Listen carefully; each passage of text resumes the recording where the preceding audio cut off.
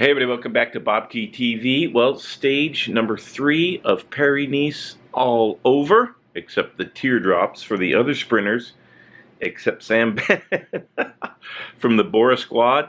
Great run at the finish line, well supported by his team.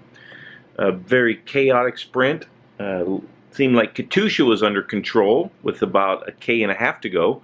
Then it looked like Quickstep had taken over, and Fabio Sabatini doing a great lead out for Marcel Kittel, but maybe pulling off a little bit too early, and Kittel left out in the wind for about 500 meters and just died before the line, and Sam Bennett timing it more perfectly and coming around both Kristoff, Greipel, Demare, Kittel for an exceptional win.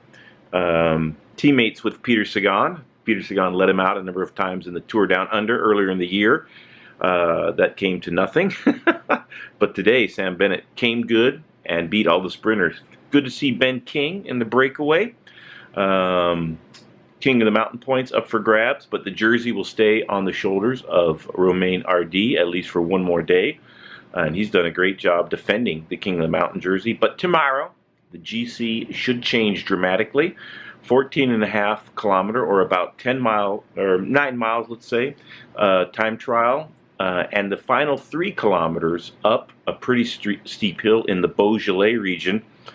One of my favorite regions on earth. For reasons that will be explained at the next wine of the week, whenever that might be. But uphill time trials, just about anything can happen. I think for the stage win, Tony Martin is the man to watch. He can climb quite well and is one of the best time trialists in the world. The GC battle should be in a much clearer focus after tomorrow's stage. And it's been a very interesting Paris-Nice so far. We haven't really gotten to a decisive stage on paper for the GC. And in spite of that, there's big time gaps all over our pre-race favorites, and a couple of them out of contention. Romain Bardet disqualified, stage number 1, and Richie Porte 15 plus minutes behind already in the overall. So it's a wild scramble after those guys. Julian Alaphilippe in second place looks to have had the best opening few days out of anybody capable of winning Paris-Nice.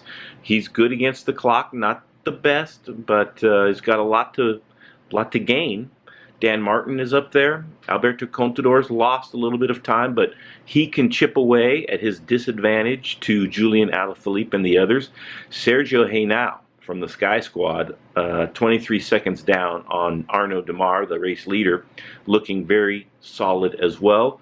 Still a lot of very tough mountainous stages to come. But tomorrow, really looking forward to a hill climb time trial.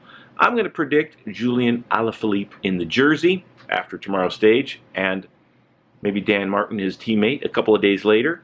And at the end, I'm going with Sergio Henao for now. You guys can follow me on Facebook and Twitter. Please comment. Who do you think is going to win the time trial? And who's going to win Paris-Nice overall? Let me know, everybody. It's a much more difficult race to call now than it was a couple of days ago. But anyways, click on my face to subscribe. Click on the t-shirt for any merchandise you'd like to purchase. And a thumbs up, greatly appreciated. All right, everybody. Until tomorrow, thanks a lot.